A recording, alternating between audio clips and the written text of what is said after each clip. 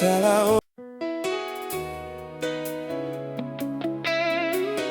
oyo nkolo asali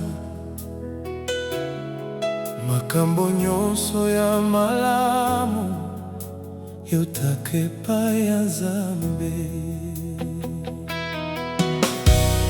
Totala bilako ya kondimana ya kala,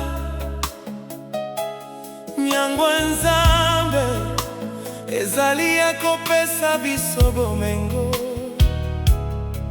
kasi akosala biso mabe te. Alingi kopambola biso na ingumba mpe na bamboka, na ingumba mpe na bamboka.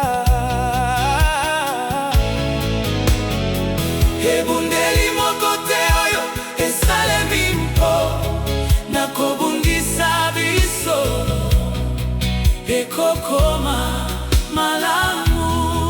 Oyo ezali likambo ya kokamwa, tosepela na bilaka na ye.